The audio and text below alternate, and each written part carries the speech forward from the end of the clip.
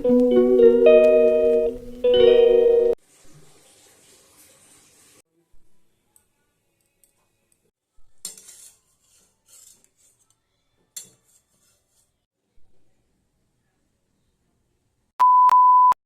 Everyone, সবাই কেমন আছো? আশা করি অনেক ভালো আছো। তো আজকে কাঁকড়া রান্না করার এক্সপিরিয়েন্সটা তোমাদের সাথে শেয়ার করছি। প্রথমে ভেবেছিলাম যে পারবো না, তারপর সাহস করেই ফেললাম। সমস্ত উপকরণগুলো নিয়ে নিয়েছি আর কাঁকড়া রান্নার জন্য রেডিও হয়ে পড়েছি।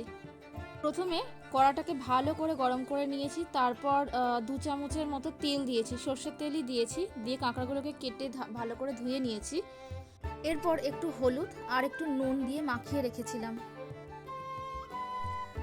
আর গরম তেলে নুন একটু হলুদ একটু দিয়েছিলাম। মা বলেছিল গরম তেলে নাকি নুন হলুদ দিয়ে কোনো জিনিস ভাজলে তাতে গায়ে ছিটকায় না। এরপর আলুগুলো ডুমডুম করে কেটে নিয়েছিলাম এবং তেলের মধ্যে দিয়ে ভালো করে লাল করে ভেজে নিয়েছিলাম। জানো তো, একটু একটু ভয় লাগছিল, কারণ ফার্স্ট টাইম কাঁকড়া রান্না করছি, যদি না পারি। তবুও সাহস করে করছিলাম। যাই হোক, আলুটা ভেজে তুলে নেওয়ার পরে গরম তেলের মধ্যে কাঁকড়াটা দিয়ে একটু ভেজে নিচ্ছিলাম। কাঁকড়াটা ভাজা হয়ে গেলে তারপর তুলে নিয়ে ওই তেলের মধ্যে আর একটু তেল দিয়েছি। এরপর কালার আসার জন্য একটু চিনি দিয়েছি। তারপর শুকনো লঙ্কা তেজপাতা ফোড়ন দিয়ে পেঁয়াজটাকে মিহি করে পেস্ট করে নিয়েছিলাম, সেটা দিয়ে ভালো করে একটু লাল লাল করে ভেজে নিলাম। পেঁয়াজ লাল লাল করে ভাজা হয়ে গেলে তার মধ্যে আদা রসুন লঙ্কা পেস্ট করে দিয়ে আবার একটু ভালো করে কষাতে হবে। বেশ অনেকক্ষণ ধরেই কষাতে হবে, যতক্ষণ না আদা রসুনের কাঁচা গন্ধটা চলে না যায়। তারপর কষানো হয়ে গেলে টমেটো কুচি কুচি করে কেটে এর মধ্যে দিয়ে দিতে হবে।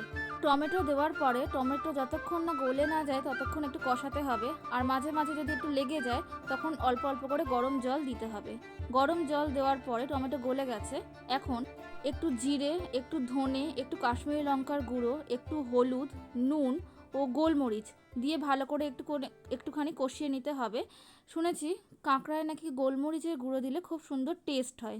আমি একটু গরম জল দিয়ে দিয়েছি এতে এবং কষাচ্ছি। কষাতে কষাতে যখন তেল ছেড়ে আসবে তখন ওর মধ্যে টক দই আর একটু টমেটো সস দিয়ে দিতে হবে। দিয়ে ভালো করে নাড়িয়ে আবার একটু জল দিয়ে দিতে হবে। আর তোমরা একটু গরম জল দিও।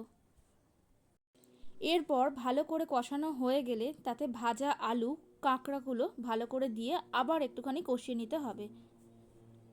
কিছুক্ষণ ধরে ভালো করে কষিয়ে নিতে হবে এবং মাঝে মাঝে একটু গরম জল দিতে হবে যাতে নিচে ধরে না যায়, লেগে না যায়। এরপর ভালো করে জল দিয়েছি, আমি জল দিয়ে একটু ফুটতে দিয়েছি। 5 থেকে 10 মিনিটের মতো এইরকম ফুটতে দিয়েছিলাম। আর ফ্লেমটা রেখেছিলাম একদম লোতে, দিয়ে একটা থালা চাপা দিয়ে দিয়েছিলাম। কাঁকড়াটা সেদ্ধ হয়ে গেলে এতে কিছুটা গরম মশলার গুঁড়ো দিয়েছিলাম আর ফ্লেমটা অফ করে দিয়েছিলাম। এরপর একটা থালা চাপা দিয়ে কিছুক্ষণ স্টিমে রেখে দিতে হবে, অন্তত 5 মিনিট স্টিমে রেখেছিলাম। তো এরপর কালারটা এসছে এরকম। মোটামুটি খেতে ভালোই হয়েছিল, তোমরা একটুখানি করে দেখতে পারো, ভালোই লাগবে। আর একটা কথা তোমাদের সাথে শেয়ার করি, যখন আমি রান্নাটা করেছিলাম তখন কারেন্ট চলে গেছিলো। অন্ধকারে ফোনের ব্যাক ক্যামেরা দিয়ে আমি ভিডিওটা শ্যুট করেছিলাম।